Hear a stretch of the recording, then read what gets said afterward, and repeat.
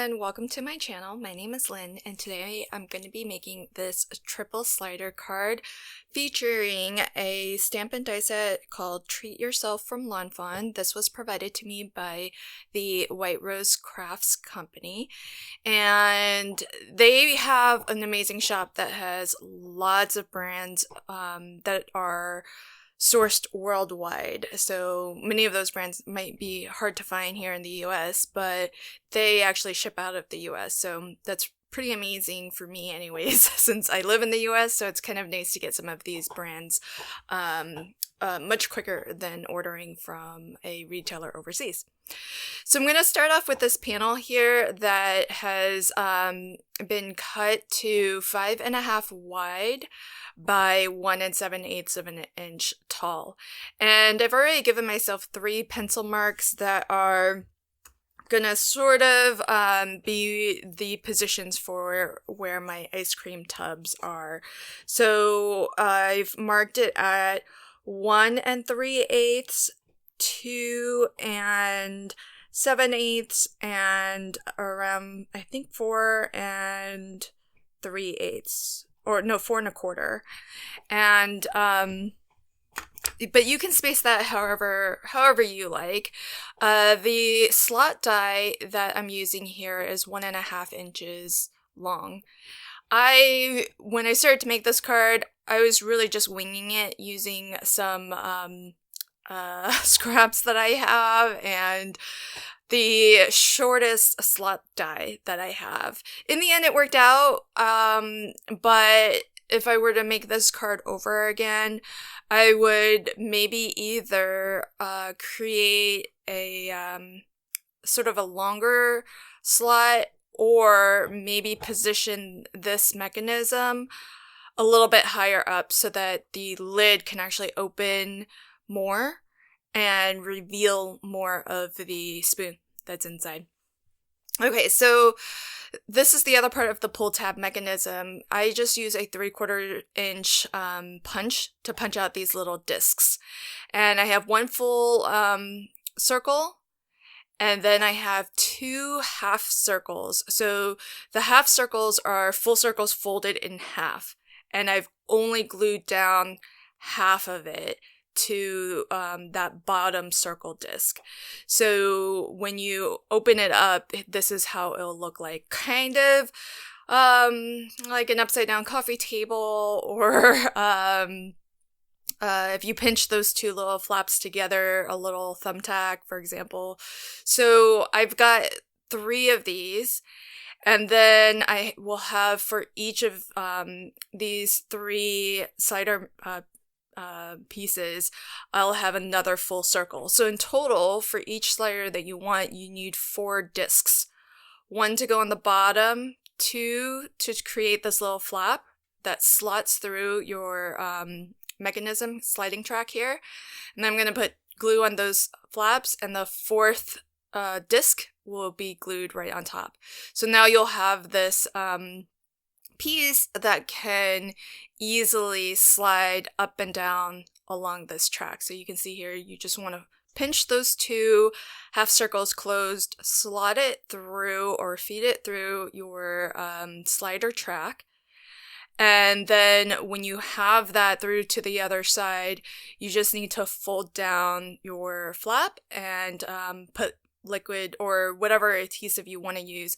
I like to use liquid adhesive because it's gonna be nice and strong, and there's some pros and cons to that with interactive mechanisms, because liquid adhesive does have a tendency to kind of ooze out a little bit, so there is the potential to get glue where you don't want it. You just have to be a little bit careful.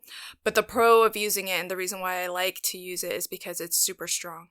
So if you're creating an interactive card that you know might get played with a lot, then having a nice strong adhesive is definitely a plus, so that it can really withstand whatever, however much somebody is going to want to use or play with that mechanism. So I just gave it a quick burnish just to make sure all of that adhesive is spread out nicely and has good contact with each other.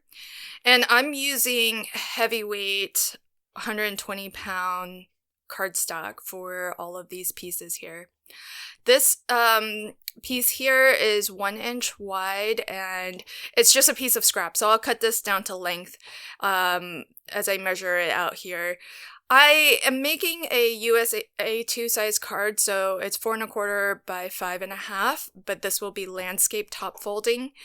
And I'm going to actually go ahead and have these pull tabs stick up beyond the top of my card, so it may not fit a standard envelope for a card this size, but that's okay. I'll either make a custom envelope or just put it into a 5x7 envelope. More likely I'll make a custom envelope so that it doesn't look like it's just swimming in a super large envelope.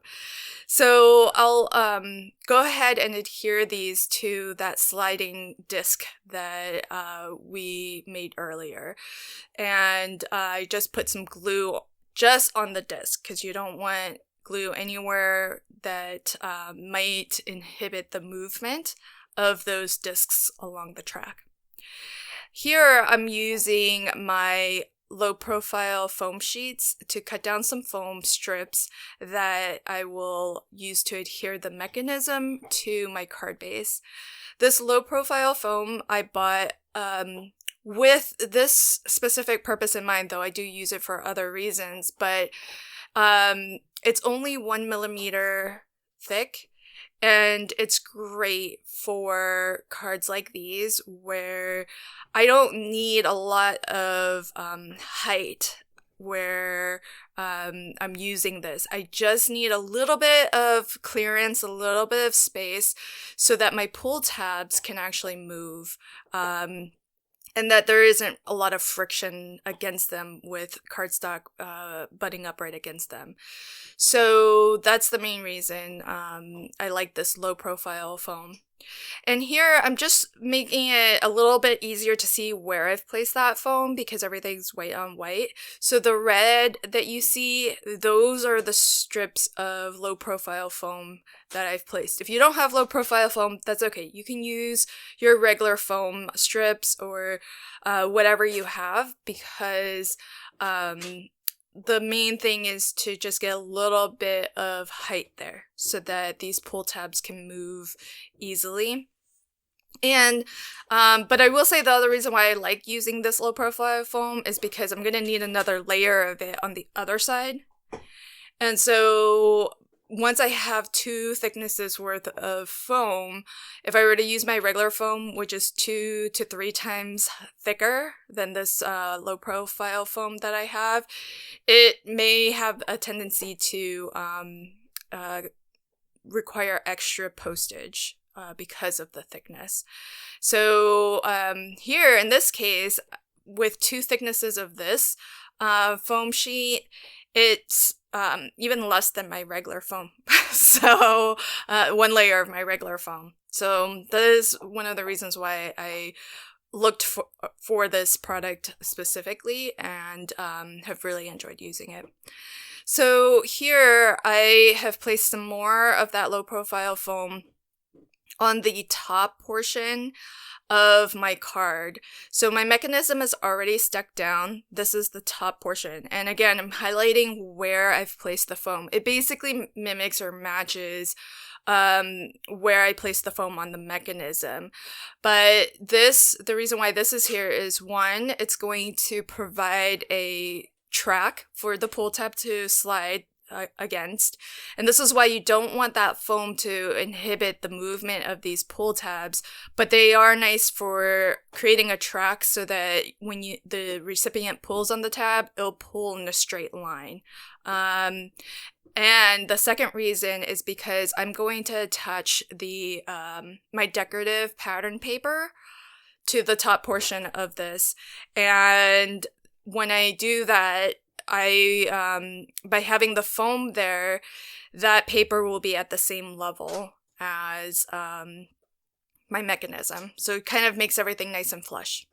And I did forget to stamp out onto my pull tabs a little like an indicator of, that this is interactive. In this case, I decided to just use the heart that actually comes in this stamp set. And hopefully, because it's sticking up, it'll be obvious that you're supposed to pull on it. But you could definitely stamp out an arrow or the word pull or anything that you want that's similar, that just gives a little clue or hint that there's an interactive mechanism. And I'll do the same thing here with the foam, where I'm basically just putting foam strips in between each of the pull tabs, being careful not to have any adhesive or any of that foam cross into the movement of the pull tab mechanism. And now I've just got some, these are heavyweight acetate strips that I've cut to, just eyeballed it at 3/8 of an inch. And I've got my red line tape, which is very strong, and I'm adhering it just to those circular discs. So making sure that, again, the adhesive is only on the circular disc.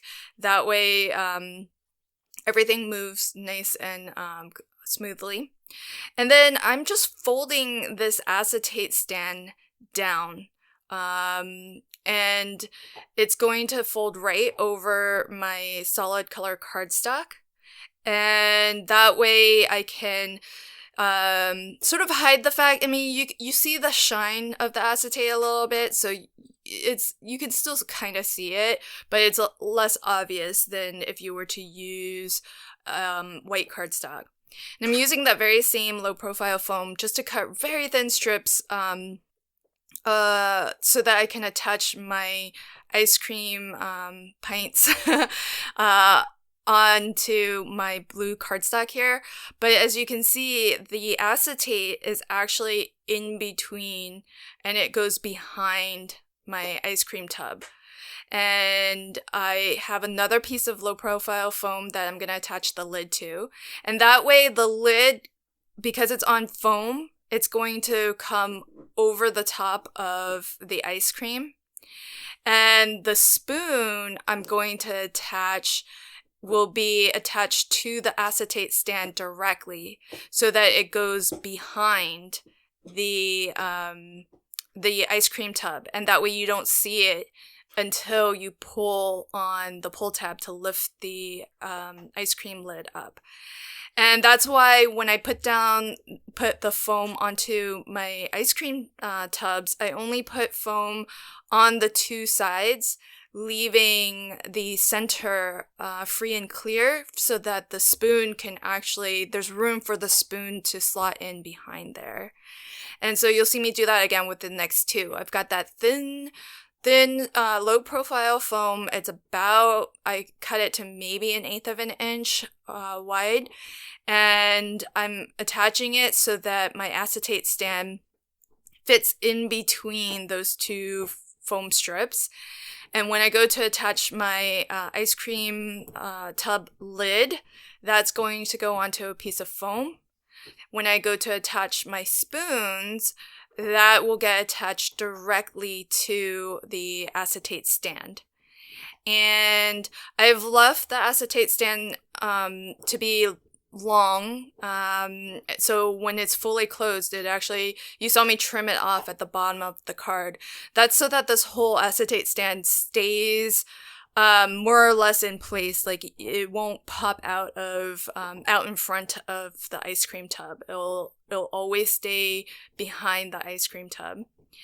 And it could be a little bit finicky to get this spoon in. I had to do it a second time for these next two, because, and this is the reason why, if I had to do it over again, I would cut a longer length of slider track, so that you can actually pull that ice cream lid higher, and that way you see more of the spoon as it gets revealed. And on hindsight, it looks like my 3 tabs at the top aren't aren't completely level with each other. That bugs me a little bit, but it's not the end of the world. I think overall the effect is really fun and really nice that you can open up all of these ice cream containers and you get a spoonful of ice cream that comes up with it. So I thought it was just something neat and a fun little mechanism to try out. I hope that you enjoyed this card too. And if you did, please consider liking, commenting, and sharing this video. And if you want to catch new videos as I publish them, consider subscribing to my channel and ringing the notification bell. Thanks so much, and until next time, happy crafting and have a fantastic day. Bye!